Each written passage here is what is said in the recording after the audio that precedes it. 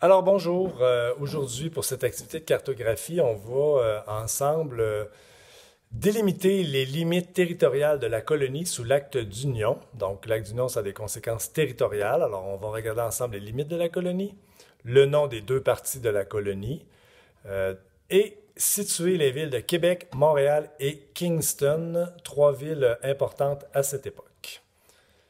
Tu vois le matériel dont tu as besoin. Alors, sans plus attendre, on commence avec notre crayon feutre noir, de préférence. Bleu, ça peut faire, mais noir, c'est l'idéal.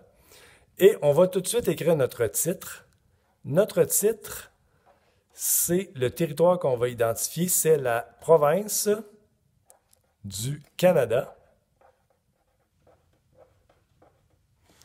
Et ça a été créé, ça, vers 1840. Donc, la province du Canada, vers 1840. Ensuite, on va compléter notre légende.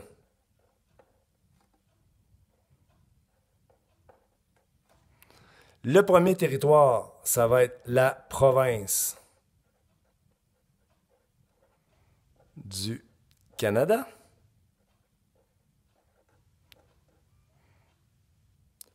Notre deuxième territoire, ce sera les États-Unis.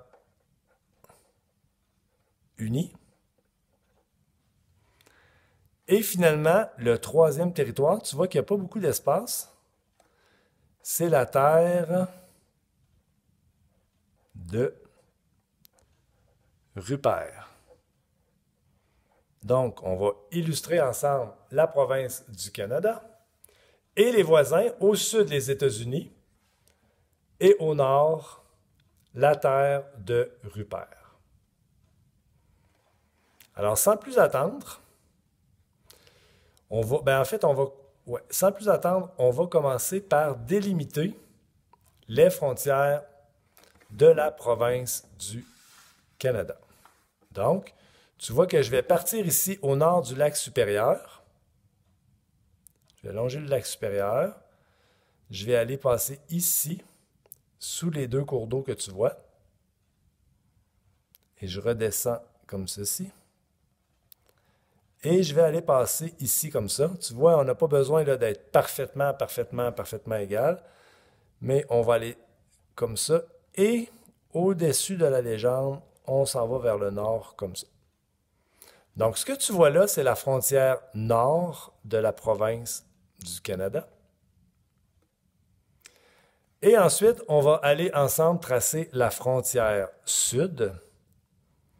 La frontière sud, on commence vraiment ici. Tu aperçois ici des îles, ici. En fait, on peut tout de suite identifier l'île qui est là. L'île que tu vois là, en fait, on peut faire le point sur l'île, c'est la ville de Montréal.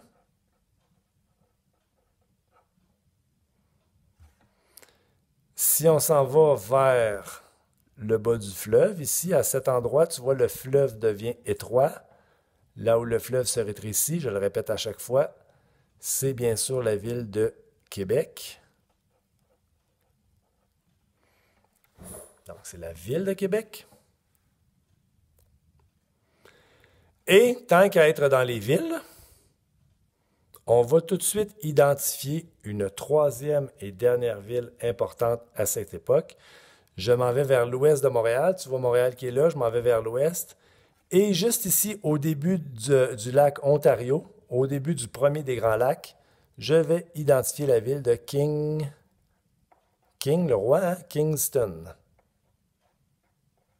Donc, la ville du roi, finalement. Kingston, tu peux le deviner par le nom, c'est une ville qui a été fondée par les loyalistes à la fin du 18e siècle. Donc, ce qui me reste à faire au niveau des limites, on a mis Québec, Montréal, Kingston. Entre Kingston et Montréal, approximativement ici, au sud du fleuve, hein, il y a le fleuve qui est là, vers les Grands Lacs. Ici au sud, je vais tracer une ligne qui va aller passer comme ceci, sous Montréal, comme ça. Et je m'en vais jusqu'à ma légende comme ça, tout simplement. Donc, voilà, nos frontières sont tracées. Nos trois villes principales, Québec, Montréal et Kingston, sont identifiées. Québec, Montréal et Kingston, qui seront les trois capitales successives de la province du Canada sous l'acte d'union. Ce qui nous reste à faire, c'est de mettre de la couleur. Pour ma part, je vais utiliser le rouge pour la province du Canada. Parce que et je vais commencer à en tracer des limites. En fait, ce qu'il faut savoir, c'est que le rouge, c'est la couleur, souvent la couleur britannique. Hein? Donc, j'aime bien utiliser cette couleur-là parce que la province du Canada est bien sûr une colonie britannique. Donc, tout le territoire qui est ici, je vais commencer d'ailleurs tout de suite à colorier cette partie-là. Je vais aller assez vite, là. Le but, ça n'a pas besoin d'être parfaitement fait, mais on veut quand même avoir un résultat qui est propre. Comme ceci. Je colore aussi l'île qui est là. Ça s'appelle l'île d'Anticosti. Ça fait aussi partie de la province du Canada. Vers le sud, je continue aussi au sud. Et au sud, ce que je vais faire, c'est que je vais tout simplement contourner comme ceci les Grands Lacs.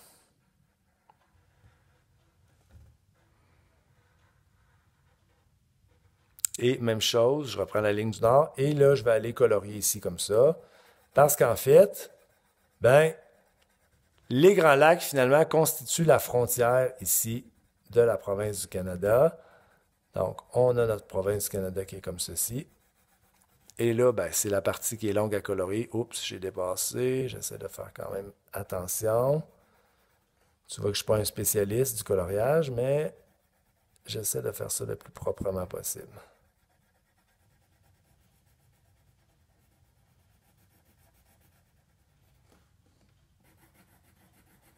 Et là, la partie qui est là, c'est une partie qui se fait quand même assez bien.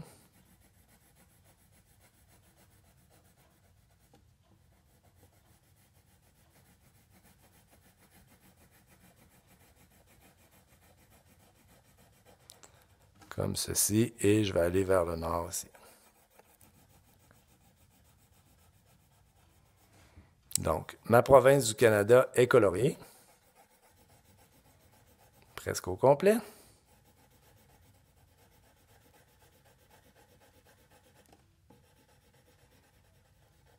Voilà.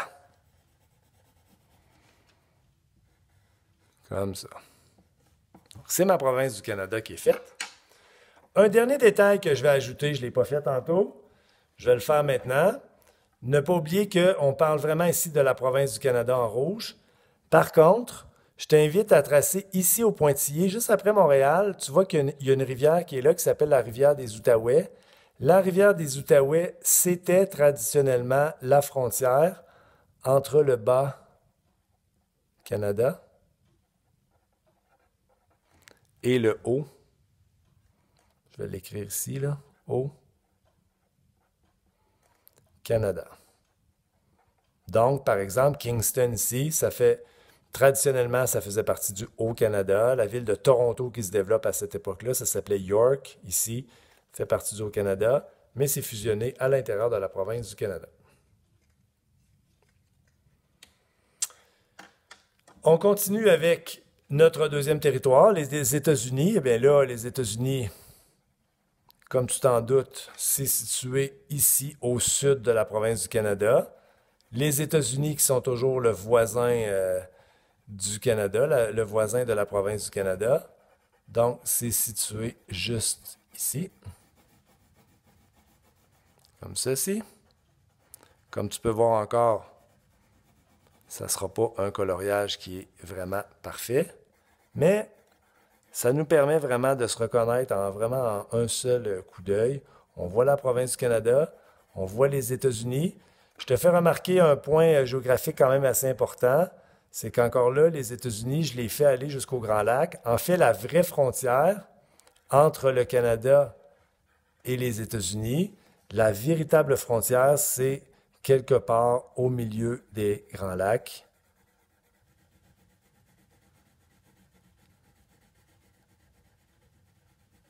Comme ceci. La frontière se trouve vraiment ici, au milieu du lac Ontario, du lac Erie, du lac Huron et du lac supérieur. Donc, je continue à colorier comme ceci. Essayer d'aller vraiment jusqu'au bord. Bon, ce n'est pas un travail qui est parfait, mais on voit vraiment ici, je suis près du lac Michigan en ce moment. Le lac Michigan, tu connais sûrement la ville de Chicago, entre autres. Donc, on est vraiment dans le nord des États-Unis. Voilà. Et on a nos États-Unis qui sont pratiquement terminés. Le dernier territoire, troisième et dernier territoire que je veux te présenter, c'est la terre de Rupert. La terre de Rupert, je vais la faire en orange. Et la terre de Rupert, bien, comme tu t'en doutes, c'est le territoire qui est ici, qui est au nord. Porte attention, s'il te plaît, en ajoutant tes couleurs. J'aimerais que tu saches, que tu retiennes que la terre de Rupert, c'est un territoire privé. C'est un territoire qui appartient à une grande compagnie de commerce des fourrures qui s'appelait et qui s'appelle encore la Compagnie de la baie d'Hudson en 1840. La Compagnie de la baie d'Hudson, en fait, possédait ce territoire depuis 1670 et y faisait de la traite de fourrure. La Compagnie de la baie d'Hudson, c'est une compagnie qui est britannique, donc c'est une compagnie de marchands anglais qui sont situés en Angleterre, donc au Royaume-Uni, et qui font, vers 1840, ils font encore un peu de commerce des fourrures, mais ils commencent vraiment à varier un peu plus leur exploitation des ressources sur ce territoire. Mais c'est la fin vraiment du commerce des fourrures. Mais le territoire appartient à cette grande compagnie-là pour en faire l'exploitation. Comme tu vas le voir dans les prochains cours, le Canada voudra mettre la main sur ce territoire, parce que oui, c'est un immense territoire privé, mais qui peut susciter beaucoup d'envie et sur lequel il y a un immense potentiel de développement en raison des ressources qui y sont situées. Alors voilà, c'était notre province du Canada vers 1840.